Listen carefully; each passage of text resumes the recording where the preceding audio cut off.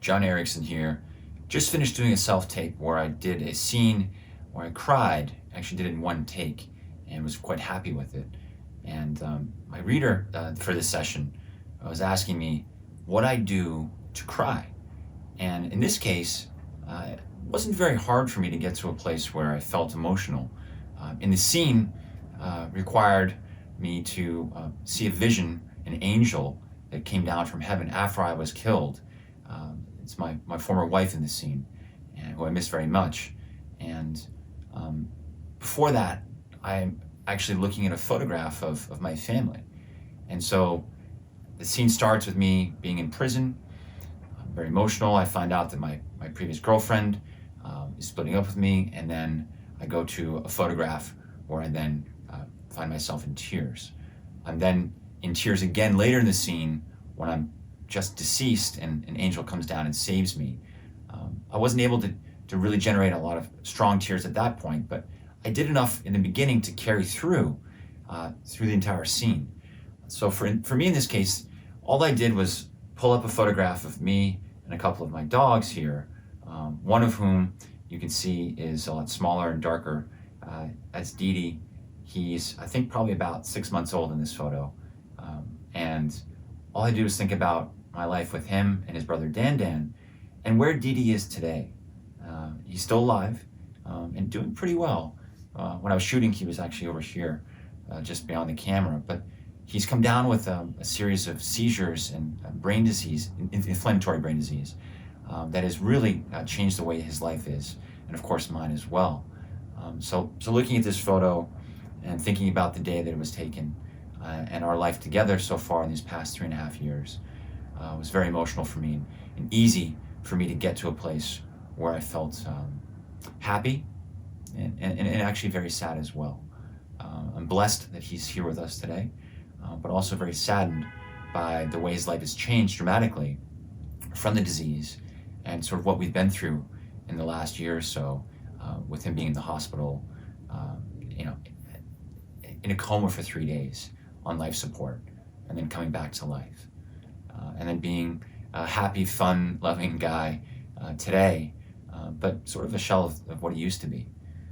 So my advice in this situation is understand the role that you're playing, the scene that you're in, and then come up with a way, if it's tangible, like in this case it was for me, or go to a place where you've been, that you can really relate to and feel something about, and practice it.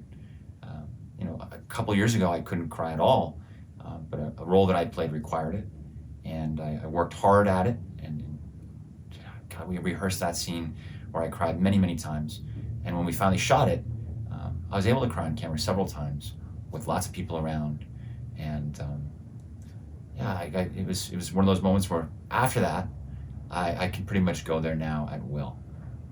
But before that, it was impossible, like hitting a roadblock. So practice definitely makes perfect and permanent. So see what you can do. One of my acting teachers told me that what he does and what he recommends is focusing on trying not to cry. And by doing that, you might be able to bring yourself to tears.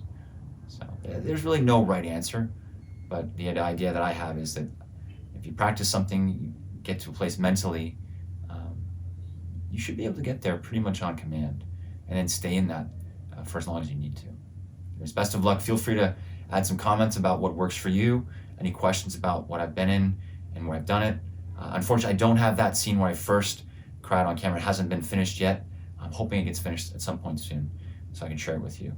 And best of luck with all your auditions and all of your adventures. Thanks.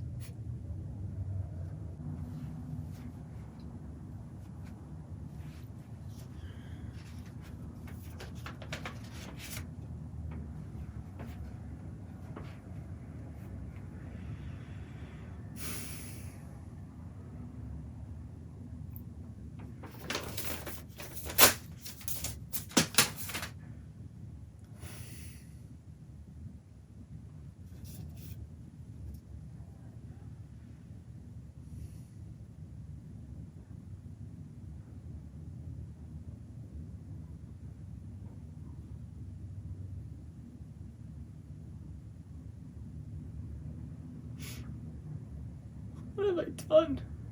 Why? My children's lives are shattered. I'm incarcerated for life for killing my wife, Sophia. Sally has found someone. I did all this for what?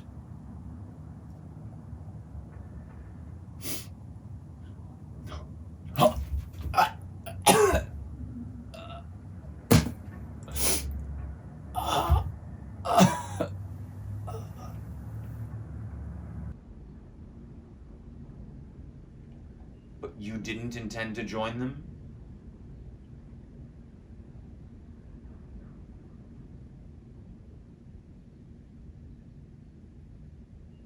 They're martyrs. Each of them.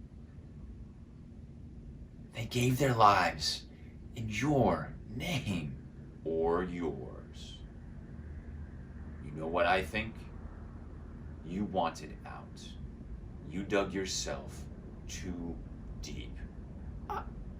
I think I've made my decision.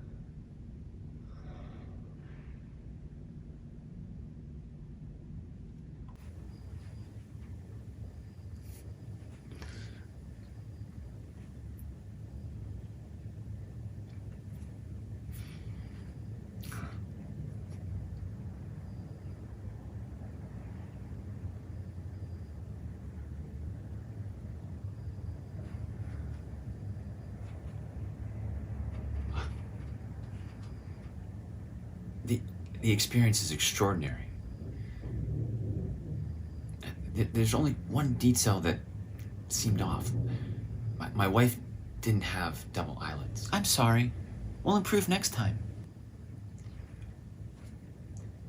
Can I make another appointment? Our company doesn't recommend too many frequent visits. I'll pay more. Or upgrade my membership? I'm sorry, this is company policy. I'm very sorry.